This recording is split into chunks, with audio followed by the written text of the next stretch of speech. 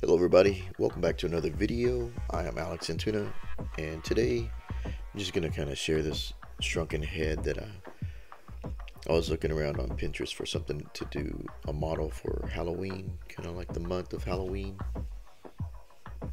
And I ended up recording some of this, or all of it, and I just wanted to share it. Starts out with a sphere, so it's kind of real basic.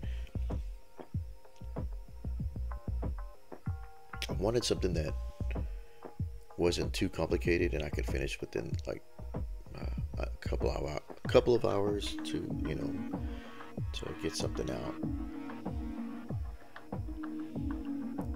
using the deformers. Those help out a lot.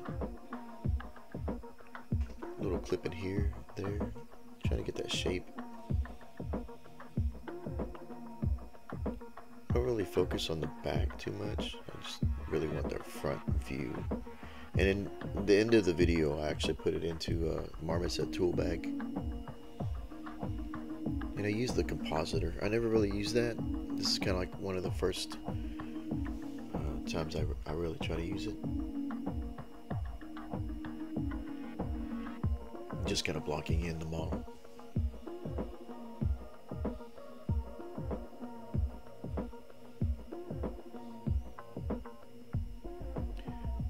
I always like these little quick models because they kind of get you something real quick, and also you got something to show at the end of the day.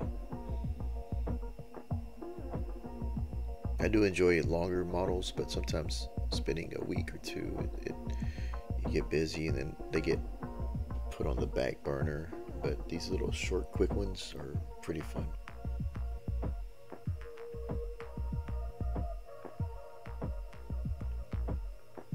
A lot of Sculptris Pro, just kind of get that basic shape, get this chin pulled up. Right here, the little skull, I don't know if it's from Beetlejuice, the reference, because it looks like the Beetlejuice shrunken head guy, but I guess they all kind of look the same once you think about it. I wanted that kind of like a cartoony caricature look.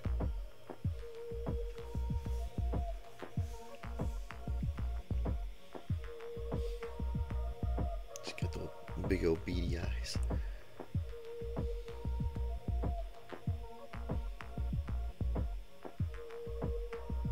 I think I was using, was it clay buildup? I went a little back and forth with the clay brush too.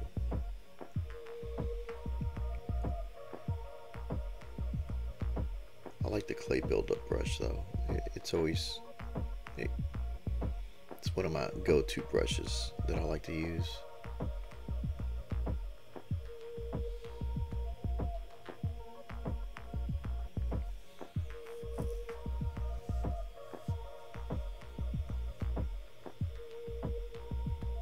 You can see just kind of blocking it in. That's usually the way. Just kind of get it, little shape, little randomness to the sculpt. There you go, halfway there.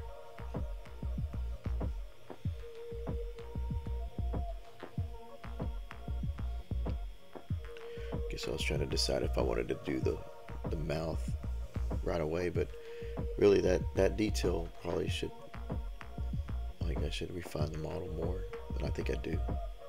That's why I go back to the eyes.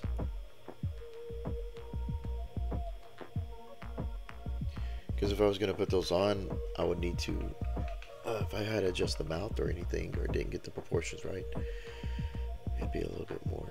I think I was just kind of testing to see like how I would do it, just real quick. Like, yeah, I can do it this way. Let's see if I do it right here. I guess time was so short.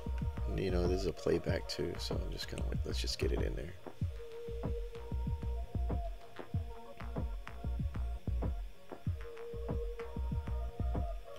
So always, if you ever go back to watch your, like, if you ever record your own videos and go back to watch how you did stuff, sometimes you're just watching, you're like, why did I do that?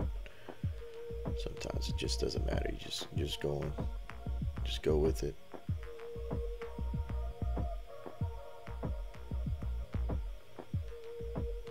different days, different way you feel or how you do something.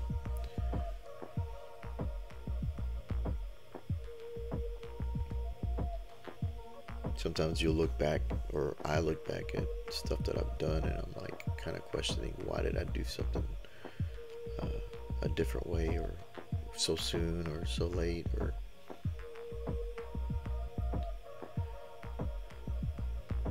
and the more you do stuff like this, the easier it gets. It's just, I don't think there's ever a finish line. If you think there's a finish line, I don't think there is one. I've been doing 3D for a long time and still learning every day. I've been jumping a lot into learning Blender, and I feel like I'm like, it's pretty fun. It's fun to learn new stuff and different techniques, and you're like, man. That's how I felt about ZBrush. Like when I got in ZBrush, it was like, these are different techniques, different alternatives to doing something that I was used to doing a different way. There's no right way or wrong way. It's just whatever gets the job done, right?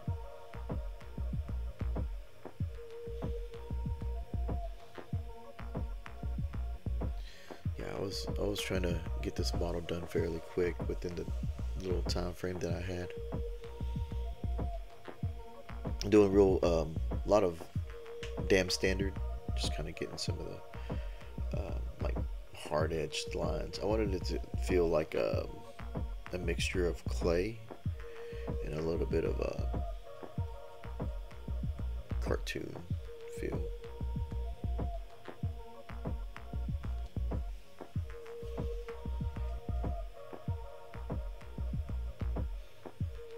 Like little models kind of or quick models always help me kind of keep me grounded, because I know there's a lot of times where you just get busy, and these models kind of help me. At least I know that I took some time to kind of learn different techniques or learn something while it's possible, because we're always learning or finding something cool. Like I didn't think of doing this, but I did it. Even here for the hair, I was like, how would I do this? So I was like, I'll extract it, pull it up, and then pull it over. So I don't know, it worked. I thought of it more like a clay, like, well, ZBrush is already like, feels like clay, but I wanted it to feel like those clay that you stick in the oven models too. I used to get that clay around Christmas time to make like little ornaments to hang on the tree. Put it in the oven, bake it.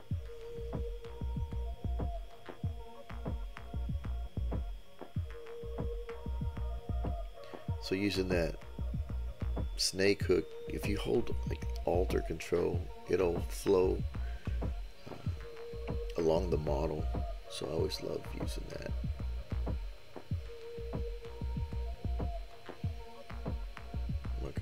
Fan getting loud, so I was just trying to push this little hair piece around and then just have fun with it.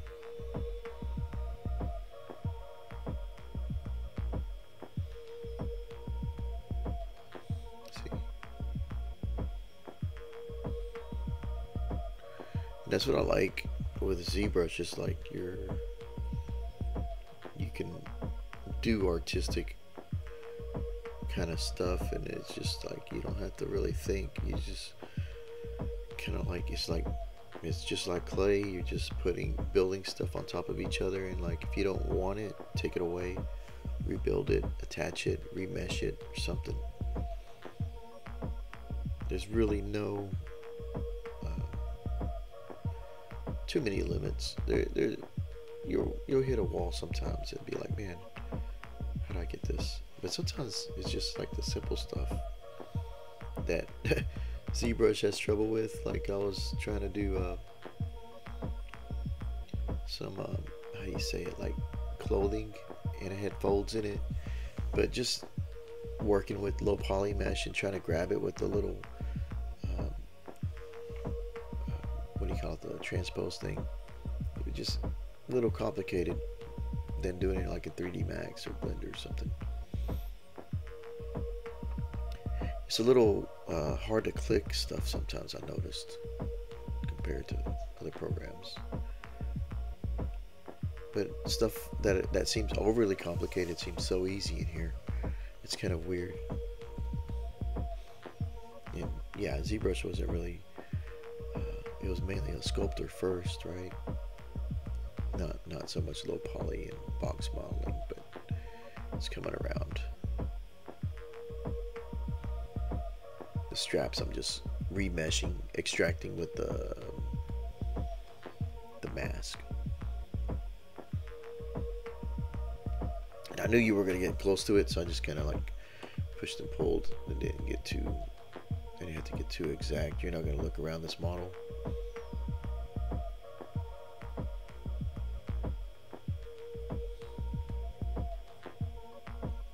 You're only gonna see it from the front, so you would never know. Well, so smoke and mirrors, right? Smoke and mirrors and time.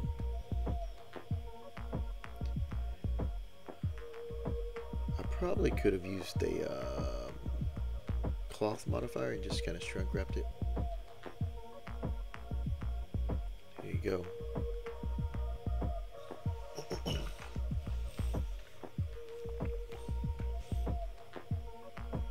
So getting about some of that hair just right.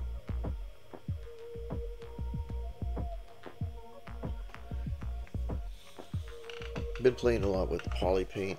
I like the poly paint in ZBrush because it just feels, I don't know, I like it. The brushes feel natural, pretty like airbrush. And if I need to add a little bit more, like if I take it to another program, I'll take it to Toolbag, but you can add more to it.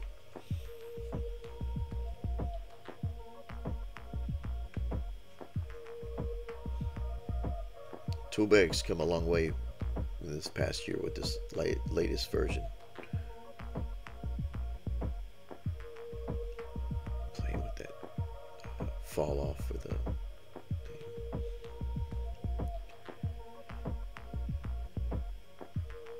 That's such a cool feature too, that, you know, it was actually already kind of in the other Gizmo, the one that you draw the line, transpose line. You could do something similar, but not. It was something like hold Alt, click the middle, and drag it. But it wasn't exactly like this, so it's pretty cool. Either way, I like the way it works. It's like a little fall off. Yeah, I'm just rambling, just talking. Random thoughts in the morning. Trying to get the coffee. Get this coffee and get the day started. Figured I'd share this because I recorded it. Might as well share. Maybe we might find something interesting or something new. And it's a short video. Nothing too crazy. So this is an example, like I said, like you mess up, whoop, gone. Take it away. Mistakes are easily erased. And really there's not too much mistake. It's still there. I don't think I got rid of it all, but it doesn't matter. Let's see. Ooh, got it again. I think I pushed undo or something. Looks like I'll take care of that.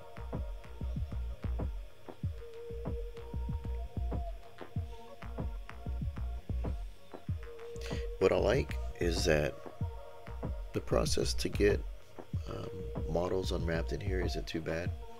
If you're looking for a quick solution, depends on what you want to do. Not for production though, but sometimes every now and then if you're on a deadline, you just like use the unwrapper in here. But really depends. If I can unwrap it carefully, I will.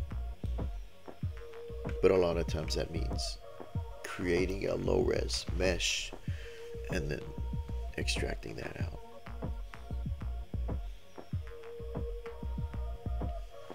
I like baking it in Toolbag, but sometimes if you don't have a lot of time, you're like, let's get it in ZBrush so you can do a few subdivisions and extract out a normal map, a displacement map, and get stuff from there. Like, it really just depends on what you want.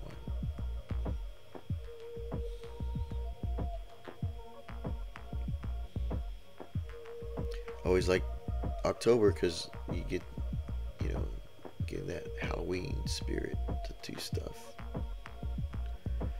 Even though I still sculpt this stuff all year long, outside of Halloween or October seems to be a little more the weather, right?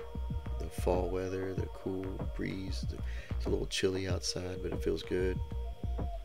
That cooking out weather, right? You can see all those subdivisions in there. We don't care, we're just going forward.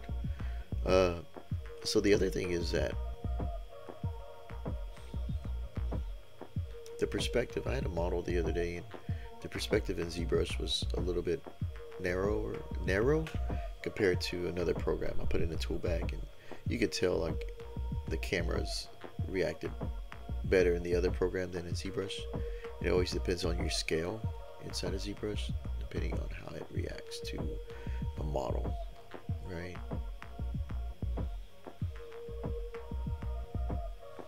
This is the fun part. I like poly paint because it feels like airbrushing, just airbrushing out, and like you really don't have to have a lot of detail because you can actually cheat a lot of this with the airbrush techniques and stuff. Just putting a little extra shadow or extra shade or extra highlights. It's like drawing. Get those features to pop.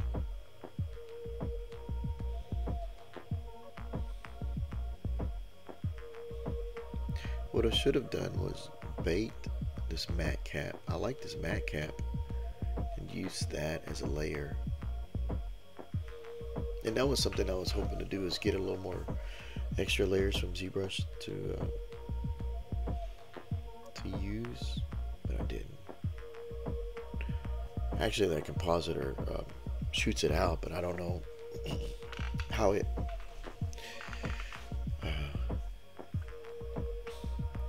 how I would get an extra layer to overlay.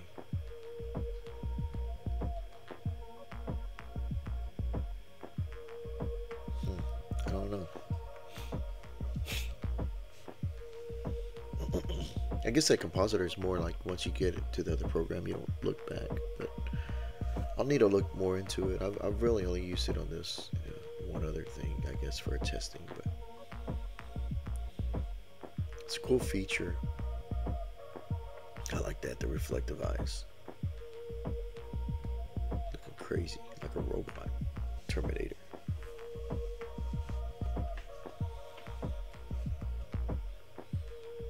It's got that Tim Burton kind of vibe with that reference.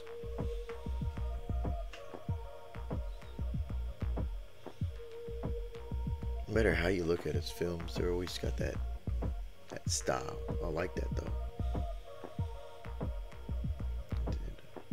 Edward Scissorhands a few years ago and stuff like that. And never gets old.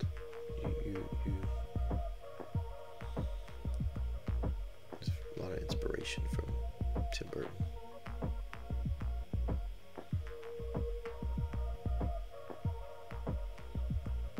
Trying to find the right materials.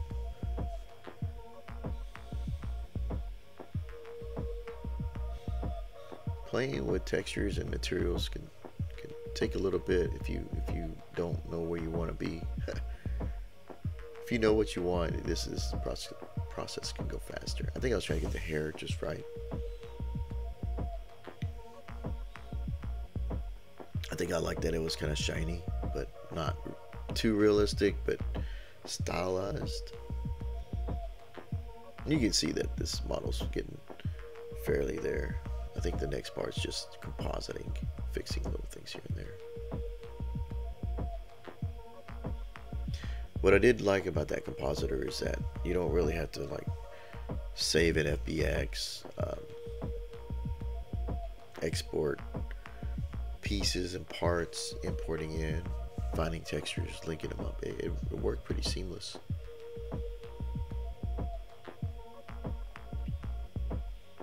Now, I really want to explore more how that could be used, even for stuff like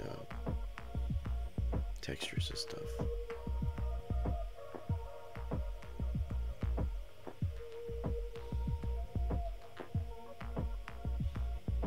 The little whatever those are, I don't know, stitches or bones or I don't know. Looks neat. Put them on there.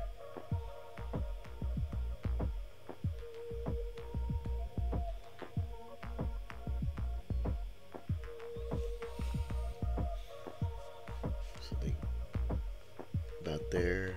Save. Always save. Save your work.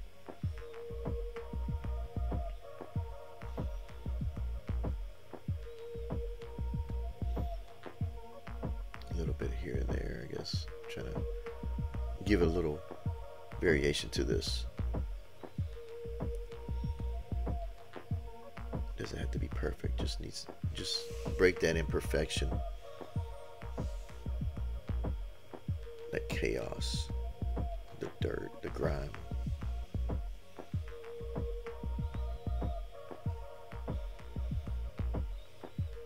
There you go, a little hair tie.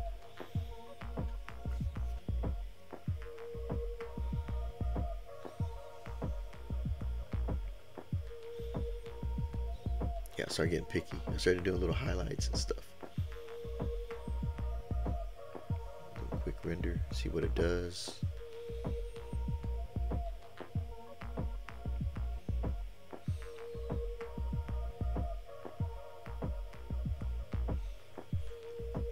Beetlejuice would be a fun model to do. It's on my list one day to do Beetlejuice, but still got so much other things I gotta finish up. These little quick models, like I said, are just kind of like filler. Like when I can't spend a lot of time on something. It gets tricky when you walk away from a model and come back trying to figure out where you left off.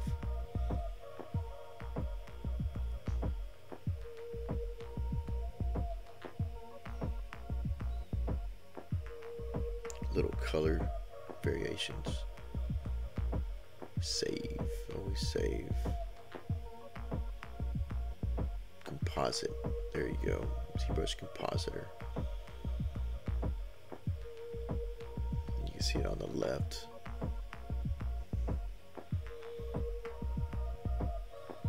I think I'm still trying to get the hair right.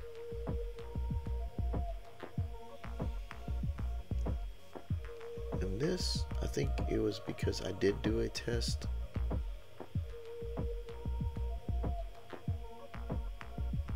Or it was saying like keep it square or something. There's probably a pop-up that doesn't show up, but let's see what it says. I was trying to figure out how this worked. I watched a few videos on that, but yeah, here it goes.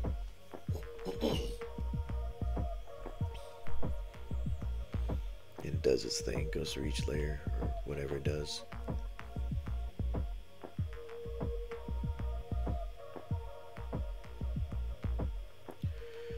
Processing.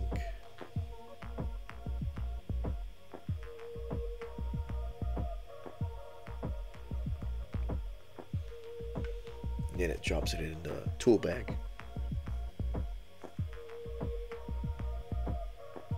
There's a lot of stuff going on in there too.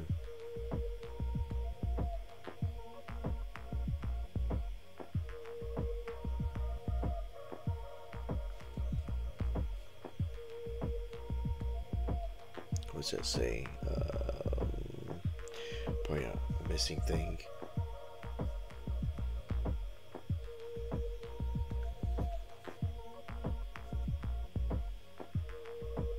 So there it is inside of tool bag.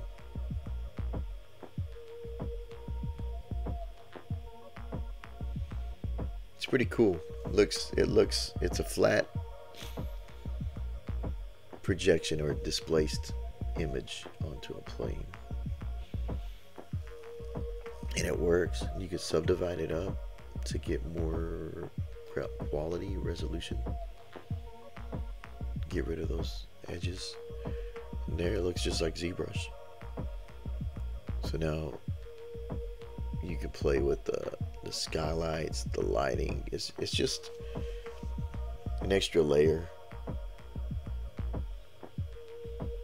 To be honest, I could have tried to paint onto the composite or whatever you want to call that, the image, the model, to get it a little more look, but I liked that it had that a clay feel, because really clay is all going to be one material unless you mix formats, right?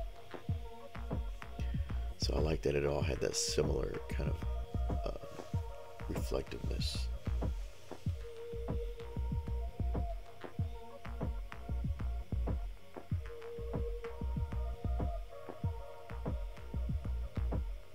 Because if there's just enough, it looks like it's got that wax kind of feel, like it's a candle. It could be a candle. Look, it even had the emissive map to where it looks like it's almost like subsurface scattering.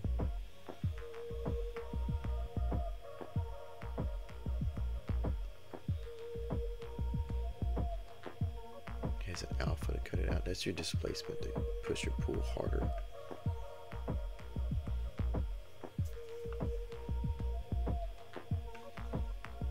And after this is just like playing with different lights, getting the lighting down, just getting a look, finding something that you like and putting a light, rotating it, putting it. Just, this is another fun part, just playing with different scenarios. And you can duplicate lights and skylights in this in tool bag to get different scenarios. So if you want to have a few options, that's there to help you.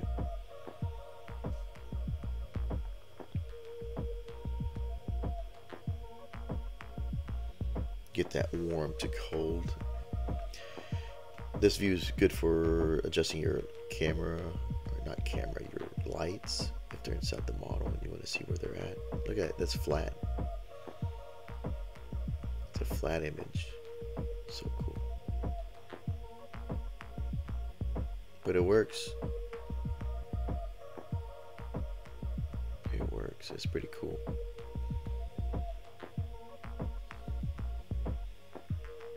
It's like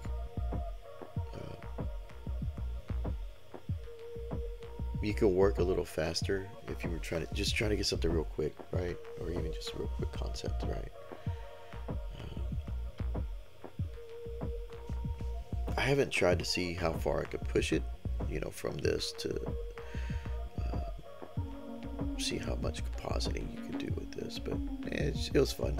Because really I did a straight background. I already knew I wanted like a hard color in the back, and do those kind of like little logo looking, like similar to the reference that I pulled up originally, and that's where I ended up with. And then I start playing with all the focus and stuff like that, seeing like what works, what it does. Some cool effects, some presets. I need to make my own if you can. I don't know if you can. Let's see if it pops up. Default. I don't think you can save it. Yeah, you can. There it is. There's a save right there.